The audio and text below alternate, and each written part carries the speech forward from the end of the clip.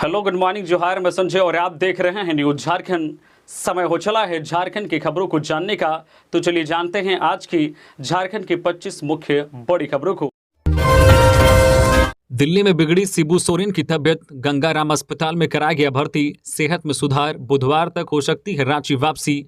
झारखंड मुक्ति मोर्चा के प्रमुख और मुख्यमंत्री हेमंत सोरेन के पिता शिबू सोरेन की तबियत अचानक बिगड़ गई है। रांची से दिल्ली शिबू सोरेन मुख्यमंत्री हेमंत सोरेन के साथ गए थे। वापसी में दिल्ली एयरपोर्ट पर ही उनकी तबियत खराब हुई तो उन्हें दिल्ली में गंगाराम अस्पताल में भर्ती कराया गया है। अस्पताल में शिबू सोरेन की तबियत की पूरी जाँच हुई, जिसमें किसी गंभीर समस्या के न होने की बात कही गई। अभी शिबू सोरेन की तबियत सामान्य है। मुख्यमंत्री हेमंत सोरेन रांची के लिए रवाना हो गए। अस्पताल की तरफ से जारी हेल्थ रिपोर्ट में उनकी तबियत जो है स्थिर बताई गई है। डॉक्टर उनकी सेहत पर नजर रख रहे हैं। डॉक्टरों ने साफ तौर पर कहा है कि उनकी तबियत अब पहले से बेहतर है। अगर किसी तरह की स्वास्थ्य संबंधित परेशानी नहीं हुई तो बुधवार तक शिबू सोरेन रांची लौट जाएंगे। 80 वर्षीय शिबू सोरेन राज्य के 3 बार मुख्यमंत्री रह चुके हैं। इस समय उनके बेटे हेमंत सोरेन मुख्यमंत्री हैं। झारखंड में 3 दिन तक होगी भारी बारिश, मौसम विभाग ने जारी किया येलो अलर्ट। झारखंड में 3 दिन तक भारी बारिश होने वाली है। मौसम विभाग ने इसका अलर्ट जारी किया है। सोमवार को देर शाम मौसम विभाग की ओर से येलो अलर्ट जारी किया गया है। इसमें कहा गया है कि सूबे में 13 सितंबर से 15 सितंबर तक कहीं कहीं भारी बारिश होगी, इसलिए लोग सावधान और सतर्क रहें। जिन जिलों में भारी बारिश होने वाली है वहाँ खेती किसानी और बागवानी करने वाले लोगों को इसके असर से बचने के लिए पहले ही तैयारी कर लेनी चाहिए। भारी बारिश की वजह से निचले इलाके में जल जमाव हो सकता है, जिससे फसलों को नुकसान हो सकता है। भारत मौसम विज्ञान विभाग IMD के रांची स्थित मौसम केंद्र ने 13, 14 और 15 सितंबर के लिए भारी वर्षा की चेतावनी जारी की है। रांची के बिरसा मुंडा एयरपोर्ट के निकट स्थित मौसम केंद्र ने कहा है कि 13 सितंबर को झारखंड की राजधानी रांची, रामगढ़, बोकारो, खूंटी, गुमला, सिमडेगा, पश्चिमी सिंहभूम, पूर्वी सिंहभूम और सरायकेला खरसावां में कुछ जगहों पर भारी बारिश होगी। वहीं 14 सितंबर को रांची और उससे सटे लोहरदगा, गुमला, खूंटी के अलावा सिमडेगा और पश्चिमी सिंहभूम में कहीं कहीं भारी वर्षा होने की संभावना है। वहीं मौसम विभाग के मुताबिक 15 सितंबर को 8 जिलों को छोड़कर सभी जिलों में जो है भारी वर्षा होने की संभावना जाहिर की गई है। जैक ने जारी किया मैट्रिक इंटर कंपार्टमेंटल एग्जाम का रिजल्ट। पारा शिक्षकों के आकलन परीक्षा का भी इसी हफ्ते आएगा परिणाम। झारखंड एकेडमिक काउंसिल ने इस साल जुलाई महीने में हुए मैट्रिक और इंटर की कंपार्टमेंटल परीक्षा के परिणाम जारी कर दिए हैं। जैक द्वारा जारी रिजल्ट में मैट्रिक कंपार्टमेंटल परीक्षा में 63.53% विद्यार्थियों ने सफलता प्राप्त की है। इस साल मैट्रिक कंपार्टमेंटल परीक्षा में 4,656 विद्यार्थी शामिल हुए थे, जिसमें से 2958 विद्यार्थी पास हुए हैं। इसी तरह इंटरमीडिएट कंपार्टमेंटल परीक्षा की बात करें तो आर्ट्स में 60%, कॉमर्स में 64.51% और साइंस में 46.1% विद्यार्थियों ने सफलता हासिल की है। इधर पारा शिक्षकों के आकलन परीक्षा का रिजल्ट इसी सप्ताह जारी होने की संभावना। जैक अध्यक्ष अनिल कुमार महतो ने कहा है कि मैट्रिक इंटर कंपार्टमेंटल परीक्षा का परिणाम जारी होने के बाद अब आकलन परीक्षा के ही रिजल्ट की तैयारी है। जैक द्वारा इसे अंतिम रूप दिया जा रहा है। उम्मीद है कि इसी सप्ताह पारा शिक्षकों के आकलन परीक्षा का भी रिजल्ट प्रकाशित कर दिया जाएगा। हजारीबाग में रोजगार मेला, झारखंड के 11,850 युवा को मिला ऑफर लेटर, सीएम ने दी बधाई। हजारीबाग के विनोबा भावे विश्वविद्यालय परिसर में सोमवार को रोजगार मेला सह ऑफर लेटर वितरण समारोह का आयोजन हुआ। संसदीय कार्य सह ग्रामीण विकास मंत्री आलमगीर आलम ने समारोह को संबोधित किया। कहा कि झारखंड सरकार तमाम चुनौतियों के बीच राज्य को मजबूती देने का काम कर रही है। मुख्यमंत्री हेमंत सोरेन के नेतृत्व में सरकार ने कई ऐसे फैसले लिए हैं जो राज्य के विकास में मील का पत्थर साबित हो रहे हैं। सरकार ने हर वर्ग और हर तबके के लिए योजनाएं शुरू की है। अब आपको योजनाओं का लाभ लेने के लिए दफ्तरों का चक्कर नहीं लगाना पड़ता है, बल्कि सरकारी अधिकारी आपके दरवाजे पर जाकर आपकी समस्याओं का समाधान कर रहे हैं और योजनाओं से जोड़ रहे हैं। बता दें कि हेलीकॉप्टर में तकनीकी खराबी के कारण सीएम हेमंत सोरेन इस समारोह में शामिल नहीं हो पाए। इसके लिए उन्होंने खेद जताते हुए नौकरी पाने वाले युवाओं को बधाई संदेश भेजा है। श्रम मंत्री सत्यानंद भोक्ता ने समारोह को संबोधित करते हुए कहा कि आज 11,850 युवक युवतियों को प्रमंडलीय रोजगार मेला में ऑफर लेटर मिल रहा है। आप सभी को अच्छे भविष्य के लिए बहुत बहुत शुभकामनाएं। उन्होंने कहा है कि कौशल प्रशिक्षण से 100% रोजगार सुरक्षित करने के लिए सरकार तत्परता के साथ कार्य कर रही है। इसके अलावा असंगठित क्षेत्र के लाखों प्रवासी मजदूरों के लिए घर में ही रोजगार की व्यवस्था सरकार ने की है। प्रशिक्षण प्राप्त 40,000 युवक युवतियों को रोजगार दिया जा चुका है। झारखंड में डेंगू की दहशत के बीच रिम्स में मिला कोरोना का एक मरीज। राज्य में डेंगू की दहशत पहले से बरकरार है। दिन ब दिन डेंगू रोगियों की संख्या बढ़ती जा रही है। इसी बीच खबर है कि सोमवार को रिम्स रांची में एक कोरोना मरीज को एडमिट किया गया है। मरीज की पहचान अभी उजागर नहीं की गई है। बता दें कि झारखंड में डेंगू मरीजों की संख्या 790 तक पहुंच गई है। राज्य के 24 जिलों में से गोड्डा जिले को छोड़कर बाकी के 23 जिलों में डेंगू फैल चुका है। खूंटी में प्रतिबंधित मांस के साथ 2 गिरफ्तार। गुप्त सूचना के आधार पर पुलिस को मिली कामयाबी। झारखंड की राजधानी रांची से लगे खूंटी जिले में प्रतिबंधित मांस के साथ 2 लोगों को गिरफ्तार किया गया है। दोनों आरोपी प्रतिबंधित मांस का कारोबार करते हैं। इनमें से एक आरोपी सरायकेला खारसावां जिले का बताया जाता है, जिसका नाम सिकंदर कालिंदी है। दूसरे आरोपी का नाम बहादुर लोहरा है। बहादुर लोहरा खूंटी जिले के ही अड़की थाना क्षेत्र के पूर्णा नगर का निवासी है। यह जानकारी खूंटी पुलिस की ओर से दी गई है। पुलिस के अनुसार 10 सितंबर को मिली गुप्त सूचना के आधार पर गिरफ्तारी की गई है। गुप्त सूचना की गंभीरता को देखते हुए खूंटी के अनुमंडल पुलिस पदाधिकारी अमित कुमार ने फौरी तौर पर टीम का गठन किया और टीम ने पूर्णा नगर गांव से कुछ दूरी पर स्थित मोड़ के पास एक आरोपी को गिरफ्तार कर लिया।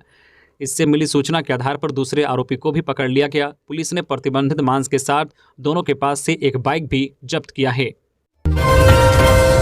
शराब घोटाले में योगेंद्र तिवारी से दिन भर चली पूछताछ। लेन देन को लेकर ईडी को मिले अहम सुराग।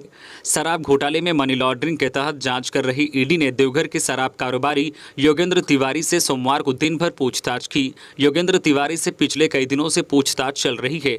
उसके दिए हुए कंपनी के कागजात व अन्य डिजिटल साक्ष्य को समझने के लिए ईडी ने कुछ बैंक अधिकारियों को भी बुलाया था। अलग अलग बैंक के 3 अधिकारी भी ईडी कार्यालय पहुंचे थे, जो ईडी को दस्तावेज की जाँच में मदद कर रहे थे। जानकारी के मुताबिक पूरा मामला काले धन के निवेश से संबंधित है। योगेंद्र तिवारी के बैंक खाते में करोड़ों रुपए के लेन देन हुए हैं। प्रत्येक लेन देन के बारे में ईडी उससे जानकारी ले रही है। बैंक अधिकारियों की मदद से ईडी उन लेन देन की परत दर परत खोल रही है। ईडी को छानबीन में यह जानकारी मिली है कि जेल में बंद प्रेम प्रकाश व योगेंद्र तिवारी के बीच जो पुरानी शराब नीति के तहत शराब की बिक्री के दौरान भारी मात्रा में रुपयों का लेन देन हुआ है। प्रेम प्रकाश पहले 1000 करोड़ रुपए के अवैध खनन और उसके बाद जमीन घोटाले में गिरफ्तार है। झारखंड में पहली बार विस्टाडोम कोच वाली ट्रेन चलेगी। आज होगा उद्घाटन। आज 12 सितंबर से new Giridih Ranchi inter express का उद्घाटन किया जाएगा। यह इंटरसिटी एक्सप्रेस विस्टाडोम कोच वाली होगी। विस्टा का मतलब होता है परिदृश्य व डोम का अर्थ होता है गुंबद आकार जैसा। इस तरह का कोच पर्यटन को बढ़ावा देने के लिए लगाया जाता है। झारखंड में खूबसूरत पहाड़ व जंगलों के नज़ारे विस्टाडोम कोच से स्पष्ट और खूबसूरत दिखाई देंगे, जिससे प्रदेश में पर्यटन को बढ़ावा मिलेगा। रेलवे की तरफ से जारी सूचना के अनुसार यह ट्रेन न्यू गिरिडीह व रांची के बीच टाटी सिल्वे, मेसरा, बरकाकाना, हजारीबाग टाउन, कोडरमा, महेशपुर, धनवार व जमुआ स्टेशन पर रुकते हुए चलेगी। इस ट्रेन का उद्देश्य यही है कि विस्टाडोम से यात्रा करते समय लोग सफर का पूरा आनंद ले सके। इससे पर्यटन को भी बढ़ावा मिलेगा। साथ ही रास्ते में पड़ने वाले मनोरम प्राकृतिक सौंदर्य को महसूस कर पाएंगे। कोच में कई तरह की सुख सुविधाएं होंगी। इस ट्रेन में 13 कोच होंगे। एक कोच में 42 से 44 यात्री बैठ पाएंगे। सभी सीट 180 डिग्री पर घूम सकते हैं। जो है पुशबैक होगा। यात्री अपनी मर्जी के हिसाब से कुर्सी से घूमकर आनंद सुंदर मनोरम दृश्य का आनंद ले सकेंगे। हर सीट के नीचे चार्जिंग पॉइंट होगा। वही यात्रा की जानकारी के लिए डिस्प्ले बोर्ड में आने वाले स्टेशन व अन्य जानकारी साझा होती रहेगी। सरकारी स्कूलों के शिक्षकों के ट्रांसफर में उलझन, ऑनलाइन में खामियों को लेकर शिक्षक संघ ने मुख्यमंत्री को भेजी चिट्ठी। राज्य में इन दिनों सरकारी स्कूलों के शिक्षकों के स्थानांतरण के लिए ऑनलाइन आवेदन लिए जा रहे हैं। शिक्षा विभाग के द्वारा जारी यह प्रक्रिया टीचर ट्रांसफर पोर्टल के माध्यम से पूरा करने की तैयारी की गई है। लेकिन जिस तरह से शिक्षकों के ट्रांसफर की प्रक्रिया अपनाई गई है, उसमें कई तरह की खामी है, जिस वजह से इस पर सवाल उठने लगे हैं। शिक्षकों का मानना है कि पोर्टल में कई तरह की खामियां हैं। खासकर विद्यालयों का नाम और समुचित रिक्तियों को लेकर पूरी जानकारी इसमें नहीं दी गई है। इस सब के बीच झारखंड +2 शिक्षक संघ ने मुख्यमंत्री को पत्र लिखकर राज्य के सरकारी +2 विद्यालयों के पीजीटी शिक्षकों के ऑनलाइन स्थानांतरण की प्रक्रिया के नियमों को शिथिल करते हुए ऑफलाइन स्थानांतरण की सुविधा प्रदान करने की मांग की है। झारखंड को लुटेरों से बचाने को हेमंत सोरेन सरकार को हटाना जरूरी, बाबूलाल मरांडी। भाजपा प्रदेश अध्यक्ष एवं पूर्व मुख्यमंत्री बाबूलाल मरांडी ने सोमवार को अपनी संकल्प यात्रा के क्रम में रामगढ़ और मांडू विधानसभा क्षेत्र की संकल्प सभा को संबोधित किया। कहा कि हेमंत सरकार में झारखंड तबाह हो चुका है। एक तरफ खान, खनिज, कोयला, लोहा, पत्थर, बालू की लूट मची है। अपराधी बेलगाम हैं। पुलिस प्रशासन वसूली में लगा हुआ है। राज्य में सत्ता संपोषित भ्रष्टाचार है। जिस राज्य का मुख्यमंत्री स्वयं राज्य को लूटने और लुटवाने में जुटा है, उससे भ्रष्टाचार मिटाने की उम्मीद बेईमानी है। राज्य में दलाल बिचौलिए हावी हैं। आम आदमी को घर बनाने के लिए बालू नहीं मिल रहा, लेकिन दलाल और लुटेरे राज्य से बालू को बिहार, बंगाल, उत्तर प्रदेश, मुंबई भेज रहे हैं। उसका कमीशन का पैसा मुख्यमंत्री तक पहुंच रहा है। राज्य को ऐसे लुटेरों से बचाने को इस सरकार की विदाई जरूरी है। मौके पर सांसद जयंत सिन्हा समेत अन्य भी मौजूद थे। लालू बोले, देवी देवता की पूजा कर युद्ध के मैदान में कूदेंगे। दिल्ली में 13 सितंबर को कोऑर्डिनेशन कमेटी की बैठक, कैंडिडेट्स के नाम होंगे तय। झारखंड के बाबा वैद्यनाथ और बासुकीनाथ मंदिर में पूजा के बाद लालू यादव ने कहा है कि हम देवी देवताओं की पूजा कर युद्ध के मैदान में कूद जाएंगे। वापस जाकर इंडिया गठबंधन पर काम शुरू करेंगे। आरजेडी सुप्रीमो ने कहा है कि उम्मीदवार चयन करने का काम शुरू किया जाएगा। इसके लिए 13 सितंबर को दिल्ली में कोऑर्डिनेशन कमेटी की बैठक होगी, जिसमें उप मुख्यमंत्री तेजस्वी यादव जाएंगे। हम बिहार के मुख्य इलाकों में भ्रमण करेंगे। इधर G20 समिट को लेकर भी लालू ने निशाना साधा है। कहा कि क्या फ़ायदा हो गया, लोगों को बुलाकर इतना खर्च कर देश की आम जनता को क्या फ़ायदा हो गया। लालू यादव पत्नी राबड़ी के साथ झारखंड दौरे पर हैं। सोमवार को उन्होंने बाबा वैद्यनाथ और बासुकीनाथ मंदिर में पूजा की। दुमका में पत्रकारों से बातचीत में लालू यादव ने ये बातें कही। फंटूस वर्मा की हत्यारे पुलिस की गिरफ्त में। डॉन कुणाल सिंह हत्याकांड का था आरोपी। डॉन कुणाल सिंह हत्याकांड के आरोपी राजेश कुमार वर्मा उर्फ फंटूस वर्मा की 8 सितंबर को गोली मारकर हत्या कर दी गई थी। इस मामले में पलामू पुलिस ने हत्या में संलिप्त 4 अपराधियों को गिरफ्तार किया है। पुलिस घटना के बाद से ही घटना में संलिप्त अपराधियों की गिरफ्तारी के लिए छापेमारी कर रही थी। गिरफ्तार अपराधियों में चंदन सिंह, अमृतेश्वर सिंह, तारिक शाह और सोनू चंद्रवंशी शामिल हैं। सभी अपराधी मेदिनीनगर शहर के रहने वाले ही हैं। गिरफ्तार अपराधियों के पास से पुलिस ने एक देसी लोडेड कट्टा, एक पिस्टल, 2 गोली का खोखा और मोटरसाइकिल बरामद किया है। बता दें कि 8 सितंबर को शाम 6 बजे अपराधियों ने मेदिनीनगर शहर थाना क्षेत्र के BN कॉलेज के पास घटना को अंजाम दिया था। डुमरी में जेएमएम को नहीं दिया वोट तो कराया उठक बैठक, मामला पहुंचा थाने। प्रदीप महतो और नारायण विश्वकर्मा नामक 2 शख्स ने डुमरी थाने में आवेदन देकर कहा है कि उन्होंने झामुमो प्रत्याशी बेबी देवी को वोट नहीं दिया, इसलिए जेएमएम कार्यकर्ताओं ने जबरन उनको उठक बैठक कराया है, साथ ही जान से मारने की धमकी दी। प्रदीप और नारायण ने थाने में दिए आवेदन में बताया है कि 5 सितंबर को डुमरी उपचुनाव के दिन मतदान था। हमने आजसू पार्टी की उम्मीदवार यशोदा देवी को केला छाप में वोट दिया था। वही अपनी इच्छानुसार आजसू पार्टी का झंडा अपने घर में लगाया था। उसी गुस्से में गांव के ही चंदेश्वर महतो, सदीक अंसारी, गोपाल महतो ने 9 सितंबर को शाम 4:30 बजे लगभग खेचगढ़ी हनुमान मंदिर के प्रांगण में विजय जुलूस करके जुटे थे। इसी क्रम में हमें बुलाकर भला बुरा कहा और जान से मारने की धमकी दी। साथ ही बोला गया कि केला छाप में क्यों वोट दिया, धरती में रहना है या नहीं, या फिर अजय कुमार महतो तुलसी की तरह उठ जाना है। दोनों ने बताया है कि हमारे पूरे परिवार साफ कर देने की धमकी दी गई है और कान पकड़कर 25 बार उठक बैठक करा गया है और कहा है कि खेचगढ़ी में आजसू पार्टी का एक भी आदमी नजर नहीं चाहिए, क्योंकि सरकार और विधायक जेएमएम का है। जहां जो बोलेंगे वही करना होगा। दोनों पीड़ितों ने कहा है कि जेएमएम कार्यकर्ताओं के इस हरकत से मेरा परिवार डरा सहमा हुआ है। खेलो झारखंड का एंथम और लोगो आया सामने। अब 28 खेलों के प्रतिभागी लेंगे हिस्सा। अंतर्राष्ट्रीय स्तर तक स्कूली प्रतिभा को पहचाना उद्देश्य। खेलो झारखंड में इस वर्ष स्कूल स्तर एवं प्रखंड स्तर पर खिलाड़ियों की भागीदारी बढ़ी है। राज्य स्तरीय हॉकी प्रतियोगिता में कई जिलों की टीम ने पहली बार भाग लिया है। हमने खेलों की संख्या को बढ़ाकर 28 किया है। हमारा प्रयास है कि प्रत्येक विद्यार्थी किसी एक खेल में जरूर भाग ले। इस लक्ष्य को पूरा करने के लिए छात्र छात्राओं को जागरूक करने एवं उन्हें प्रेरित करने के लिए खेलो झारखंड एंथम तथा राज्य के जिले प्रमंडल विभिन्न खेलों, ओलंपिक एवं देश प्रेम से जुड़ा प्रतीक चिन्ह का निर्माण किया गया है। परियोजना निदेशक किरण कुमार पासी ने शिक्षा परियोजना सभागार में खेलो झारखंड के लोगो और थीम सॉन्ग के लॉन्चिंग के मौके पर उक्त बातें कही है। उन्होंने कहा है कि हमारा विभाग बच्चों की पढ़ाई के साथ साथ खेल पर विशेष ध्यान दे रही है, जिससे न सिर्फ बच्चों का सर्वांगीण विकास होगा, बल्कि अंतर्राष्ट्रीय स्तर पर देश को पदक दिलाने हेतु स्कूली स्तर पर खिलाड़ी तैयार होंगे। डेंगू और चिकनगुनिया रोकने के लिए शहर की स्वच्छता में तेजी लाएं नगर निगम संजय सेठ। सांसद संजय सेठ ने सोमवार को रांची नगर आयुक्त अमित कुमार से भेंट की, शहर के विभिन्न मुद्दों को लेकर उनसे बातचीत की। इसमें प्रमुख रूप से शहर में फैल रहे डेंगू, चिकनगुनिया और शहर की स्वच्छता साफ सफाई का मुद्दा अहम रहा। सांसद ने नगर आयुक्त को बिंदुवार रांची शहर की समस्याओं से अवगत कराया, उसके तत्काल समाधान का निर्देश दिया। उन्होंने घरों से लार्वा मिलने पर घरों के मालिक से जुर्माना लेने के बजाय पहले अपनी व्यवस्थाओं को सुरक्षित और दुरुस्त करने को भी कहा है। साथ ही यह भी कहा है कि यदि नगर निगम अपनी व्यवस्थाएं दुरुस्त कर ले तो ऐसी नौबत ही नहीं आएगी। शहर की साफ सफाई और फॉगिंग यह ऐसी चीज है जिस पर अमल करे तो काफ़ी हद तक डेंगू और चिकनगुनिया के प्रकोप को रोका जा सकता है। इस मुद्दे पर नगर आयुक्त ने सांसद से कहा है कि शहर की फॉगिंग और साफ सफाई का कार्य चल रहा है, इसमें और युद्ध स्तर पर तेजी लाई जा रही है। वोमेन्स एशियन हॉकी चैंपियनशिप 2023 के लिए 8 करोड़ की लागत से जयपाल सिंह मुंडा हॉकी स्टेडियम की ओर बदलेगी सूरत।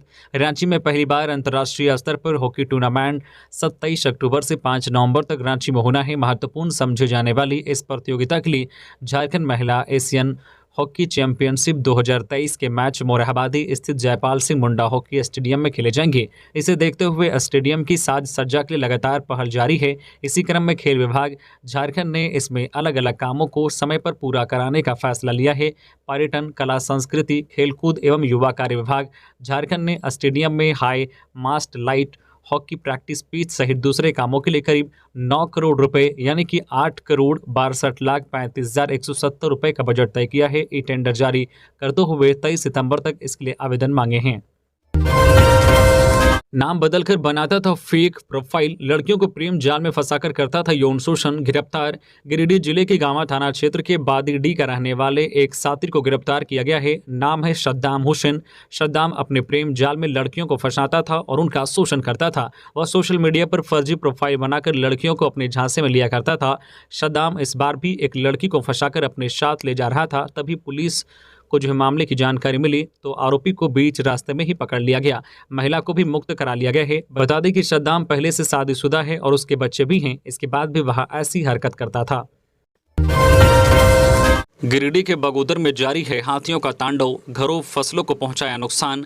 पिछले एक सप्ताह से जंगली हाथियों का आतंक गिरिडीह के बगोदर में जारी है। हाथियों के दल ने एक बार फिर बगोदर के पहाड़पुर गांव में जमकर उत्पात मचाया। इस दौरान हाथियों ने 2 मवेशियों को मार डाला। जब हाथियों के दल को खदेड़ कर भगाया गया तो हाथियों का दल बगोदर के मुंडरू, गम्हरिया, कूदर और डुमरडेली गाँव में घुस गया और इन गाँवों के रामदेव कोल, सहदेव, महादेव, पूरन, जागेश्वर, खेमलाल, चेतलाल, चिंतामन, अजय कोल समेत दर्जन पर ग्रामीणों के घर और खेत को निशाना बनाया। इस दौरान हाथियों ने इन ग्रामीणों के घर को तो क्षतिग्रस्त किया ही, घरों में रखे अनाज के ढेर को भी रौंद दिया। दर्जन पर ग्रामीणों के घर और अनाज के ढेर को नुकसान किए जाने की जानकारी मिलने के बाद मुखिया प्रतिनिधि धनेश्वर मरांडी भी पहुंचे और पूरे नुकसान से अवगत हुए। बताते चले कि पिछले 4 सितंबर से ही जंगली हाथियों का तांडव जारी है, तो दूसरी तरफ वन विभाग की ओर से कोई पहल हाथियों को भगाने के लिए भी नहीं हो रही है। अवधि विस्तार की मांग को लेकर रांची की सड़कों पर उतरी 10,000 तेजस्विनी परियोजना कर्मी। सोमवार को प्रोजेक्ट भवन का घेराव करने राज्य के 17 जिले से रांची पहुंची तेजस्विनी परियोजना की महिला कर्मी। दरअसल तेजस्विनी परियोजना की लगभग 10,000 से भी अधिक कर्मियों को उन्हें पद से हटाकर योजना को बंद कर दिया गया। अवधि विस्तार और मानदेय की बकाया राशि की मांग को लेकर तमाम महिला कर्मी रांची के धुरवा स्थित प्रभात तारा मैदान से प्रोजेक्ट भवन की ओर कूच करने लगी। लेकिन धारा 144 भी लागू होने की वजह से उन्हें डीएवी कपिल देव स्कूल के लगे बैरिकेटिंग के पास ही रोक दिया गया, जिस कारण वे प्रोजेक्ट भवन तक नहीं पहुंच सके। इस दौरान सभी ने हेमंत और जोभा मांझी मुर्दाबाद के नारे लगाए और लिखित रूप से उनकी मांगे पूरी करने की बात कही। बता दें कि वर्ष 2017 में तेजस्विनी परियोजना की शुरुआत की गई थी। इस योजना को राज्य के 17 जिलों में लागू किया गया था, जिससे जुड़कर महिलाएं 2 पैसे कमा सके और समाज की 14 से 24 वर्ष की जो किशोर लड़कियों को उनके हक अधिकार के लिए उन्हें जागरूक करना था। इस काम के लिए उन्हें 2,300 रुपये मानदेय के रूप में दिया जाता था। हालांकि इस योजना को विश्व बैंक और राज्य सरकार की मदद से अनुबंध पर शुरू किया गया था। 25 अगस्त को बाल विकास कल्याण विभाग की ओर से एक सूचना जारी किया गया, जिसमें इस योजना को बंद किए जाने का जिक्र किया गया था। विभाग की ओर से योजना को बंद करने के पीछे का कारण विश्व बैंक को बताया। विश्व बैंक ने इस योजना को आगे जारी रखने में दिलचस्पी नहीं दिखाई, जिसके बाद 8,000 से भी अधिक महिला कर्मी जो है बेरोजगार हो गए। इस फैसले से गुस्साए तमाम कर्मियों ने सरकार पर हमला बोलते हुए आंदोलन शुरू कर दिया। राज्य सरकार से जुड़ी हर खबर पर अब रखी जाएगी नजर। मॉनिटरिंग के लिए लॉन्च हुआ पोर्टल। राज्य सरकार के खिलाफ अब गलत या भ्रामक खबर छापने पर कार्रवाई होगी। इसके लिए राज्य सरकार ने तैयारी कर ली है। झारखंड सरकार ने राज्य सरकार से जुड़ी हर खबर पर नजर रखने के लिए एक पोर्टल लॉन्च किया है। इसे प्रिंट मीडिया मॉनिटरिंग पोर्टल नाम दिया गया है। अब समाचार पत्र, ई पेपर, वेबसाइट इत्यादि पर अगर ऐसी खबर छपती है जिससे सरकार की छवि धूमिल हो रही है तो इसकी सत्यता की जांच पड़ताल की जाएगी। अगर खबर सत्य पर आधारित होगी तो त्वरित सुधारात्मक कार्रवाई की जाएगी। इसका एटीआर भी सूचना एवं जनसंपर्क विभाग को भेजा जाएगा। वहीं अगर खबर भ्रामक या फेक हुई तो अखबारों, पोर्टल इत्यादि को खंडन प्रकाशित करना होगा। यह खंडन प्रतिवेदन संबंधित विभाग तैयार करेगा। बाबूलाल मरांडी के सलाहकार सुनील तिवारी को जान का खतरा। मुख्य सचिव ने अपनी सुरक्षा के लिए लगाई फरियाद। भाजपा के प्रदेश अध्यक्ष और पूर्व सीएम बाबूलाल मरांडी के सलाहकार सुनील तिवारी ने मुख्य सचिव सुखदेव सिंह को पत्र लिखा है। इसमें उन्होंने कहा है कि पूर्व में राज्य सरकार के स्तर से उन्हें फर्जी मुकदमों में फंसाया जा चुका है। इसके बाद अब वे सरकार संरक्षित अपराधियों के निशाने पर हैं। सरकार के संरक्षण में भ्रष्टाचार में लिप्त लॉबी उनकी जान के पीछे पड़ी है। षड्यंत्रकारी अपराधी गिरोह के द्वारा न सिर्फ उन पर नए सिरे से फर्जी केस करवाया जा सकता है बल्कि उनकी हत्या तक की साजिश की जा सकती है। इस स्थिति को देखते हुए षड्यंत्रकारियों से उन्हें और उनके परिवार को किसी तरह के नुकसान से बचाने को सुरक्षा दी जाए। सुनील तिवारी ने इस पत्र की प्रति प्रधानमंत्री, गृह मंत्री, गृह सचिव, डीजीपी और एसएसपी रांची को भी भेजी है।